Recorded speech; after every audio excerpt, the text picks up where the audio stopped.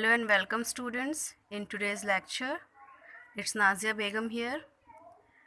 In today's topic, we are going to discuss about application of V-stone bridge, which is called meter bridge or slide wire bridge.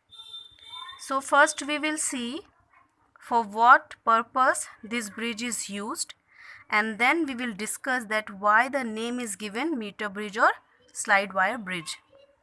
So let's first see what it is. It is a sensitive device used for determination of unknown resistance of a conductor. So basically it is a device which is used to find out the resistance of a conductor. Okay. It works on the principle of V-stone bridge. Let's see its figure to understand the construction of meter bridge. So here in front of you can see one scale is there which is 1 meter long. Okay, and with this scale you can see one wire is also there which is also 1 meter long. So here in meter bridge 1 meter long wire is used. With this wire, this 1 meter long wire, you can see here one conductor is connected which is having a resistance X, and then here you can see one resistance box is there. With the use of this box we can provide the desired resistance, okay, to this bridge. Then here you can see one circuit is completed. Then between the two ends of this 1 meter long wire, one key and one cell of EMF E is also connected. Okay, so and here you can see between these two resistance.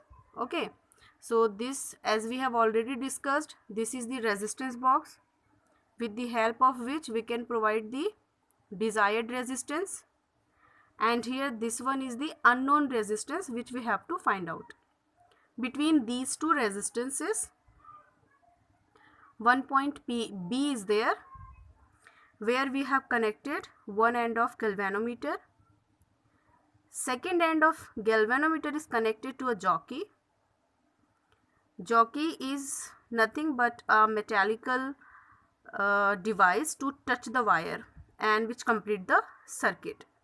Okay, so one end is connected between unknown and known resistance, and another end of galvanometer is free to move on this wire.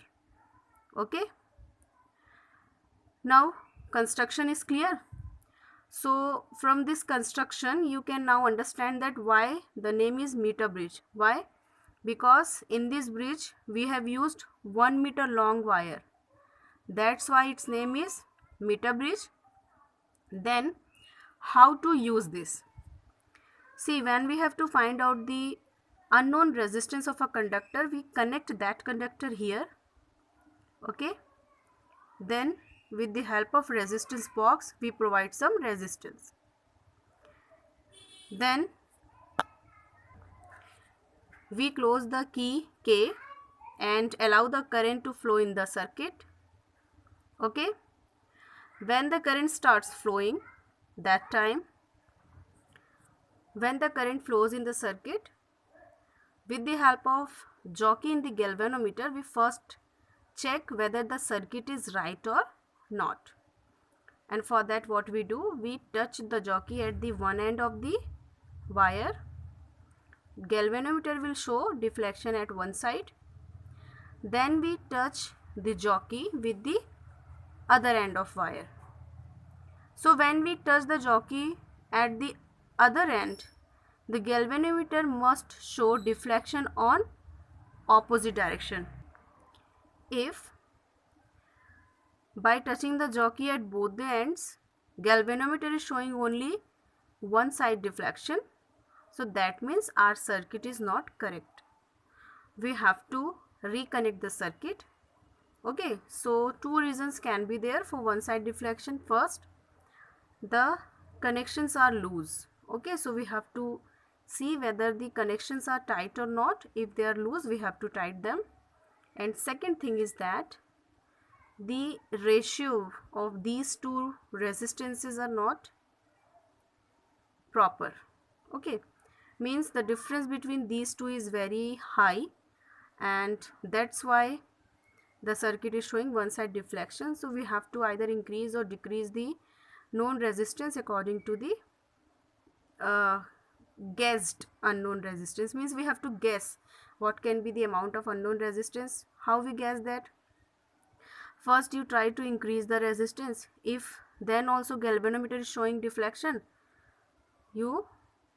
that means increasing the resistance will not work. That means we have to decrease the resistance.